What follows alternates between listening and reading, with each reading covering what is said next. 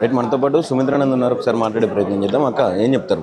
రేవంత్ రెడ్డి గారు పంటలకు నీళ్ళు ఎట్లా రావాలని చెప్పి రిపోర్టర్లు ప్రశ్నలు అడిగితే కేసీఆర్ని కావచ్చు, కేటీఆర్ని కావచ్చు, హరీష్ రావుని ఉద్దేశిస్తూ వాళ్ళని కోసి రక్తం చల్లితే అవే పంతాయి అని చెప్పి మాట్లాడతాం. ఎట్లా చూస్తున్నారు ఈ వ్యాఖ్య?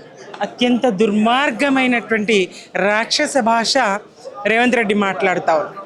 గతమంతా కాంగ్రెస్ పాలనలో విలపించిన తెలంగాణ, నెత్తురు వారందెన్నడో నా తెలంగాణ పల్లెలో, నేలకు రాలందెన్నడో నా తెలంగాణ పల్లెలో అని విలపించిన తెలంగాణ.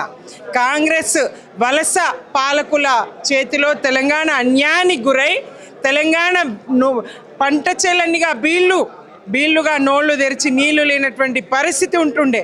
సాగు విస్తీర్ణం కలిగినటువంటి సాగుకు యోగ్యమైన భూములన్నీ కూడా పడావు పడ్డ పరిస్థితి ఉండే. మరి తెలంగాణ సాధించుకొని మలిదశ ఉద్యమ నిర్మాణం చేసి త్యాగాల పునాదుల మీద కేసీఆర్ గారు తెలంగాణ సాధించి పెట్టి పునర్నిర్మాణం చేసి తెలంగాణ బీళ్ళన్నిటికీ నీళ్లను మలిపి సస్యశ్యామలం చేసి దేశానికి అన్నం పెట్టే విధంగా తీర్చిదిద్దితే మళ్ళీ కాంగ్రెస్ పాలనలో పాత రోజులు, ఆనాటి రోజులు తెచ్చాడే మా రేవంత్ అన్న అని పాడించుకుంటాడు కదా, అట్లా ఆనాటి రోజులు తెచ్చి మళ్ళీ నెత్తురు వారించాలని చూసే దుర్మార్గం యావత్తు తెలంగాణ ఖండిస్తుంది. పంట చేలల్లో నెత్తురు జల్లుతావా? ఏం రాక్షసత్వం అయ్యా? ఇదేం భాష? ఇదేం దురహంకారం? ఎవరు ఉపేక్షిస్తారు ఈ మాటలకు? ప్రజలు అంగీకరిస్తారా? నీ మాటలు, దుర్మార్గమైన మాటలు మాట్లాడి పాలనా వైఫల్యాన్ని అప్పిపుచ్చుకుంటానంటే నువ్వు మాత్రమే వార్తల్లో ఉండాలనుకుంటే సమంజసం కాదు. చెడును తప్పకుండా తెలంగాణ సమాజం తిప్పికొడుతుంది, తెలంగాణ ప్రజలు తిప్పికొడతారు. చాలదా? మీరు బలిపెట్టినటువంటి బిడ్డలు, తెలంగాణ బిడ్డల నెత్తురు ఏరులు తెలంగాణలో వారిచ్చారు కదా, సరిపోదా? కాంగ్రెస్ రక్తదాహం తీరలేదా? హైకమాండ్ ప్రశ్నించదా? ఈయన మీద చర్యలు తీసుకోదా? ఇట్లాంటి రాక్షస భాష మాట్లాడుతూ ఉంటే ఏం చేస్తుంది? రాహుల్ గాంధీ గారు ఏం చేస్తూ ఉన్నారు? సోనియా గాంధీ గారు ఏం చేస్తూ ఉన్నారు? కాంగ్రెస్ సీనియర్లు ఏం చేస్తూ ఉన్నారు? ఎందుకు ఖండించరు?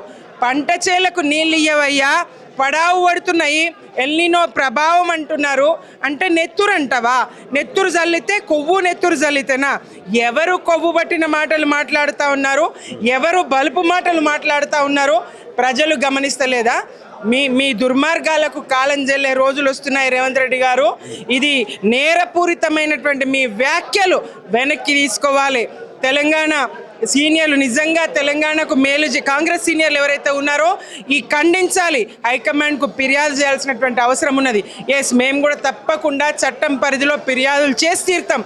గతంలో కూడా అనేక సందర్భాల్లో కేసీఆర్ నువ్వు బండగట్టుకొని కాళేశ్వరంలో దుంకు, కేసీఆర్ నువ్వు పెట్రోల్ పోసుకొని కాల్చుకొని జావు, నువ్వు ఇట్లా జావు అట్లా జావు అని చెప్పేసి పదే చావు అని ఆత్మహత్యకు ప్రేరేపించే విధంగా మాట్లాడే ఒక ముఖ్యమంత్రి, సామాన్య పౌరులు మాట్లాడితే చట్టం వర్తిస్తుంది, కేసులు అవుతాయి.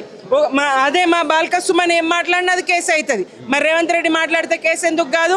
ఒక ఉద్యమ నేత, విద్యార్థి ఉద్యమ నాయకుడు తాను ఒక ఆవేశంతో ఉక్రోషం, తెలంగాణకు అన్యాయం జరుగుతుంది, రైతన్నలు మరి వాళ్ళు నోరు తెరిచి అడగలేని పరిస్థితిలో ఉన్నారని చెప్పేసి బాధతోని ఉక్రోషంగా ఏదో ఆవేశంగా మాట్లాడితే దాన్ని కేసులు చేసి ఆయన్ని జైల్లో పెడతారు. రేవంత్ రెడ్డి గారు మీరు మాత్రం ఇట్లా దుర్మార్గంగా మాట్లాడతారు. మీ మాటలు వెనక్కి తీసుకుంటారా? మా టీఆర్ఎస్ బీఆర్ఎస్ శ్రేణులన్నీ కూడా తెలంగాణ వాదులందరూ కలిసి కట్టగట్టుకొని మీ మీద కేసులు పెట్టమంటారా? మీరే ఆలోచించుకోండి.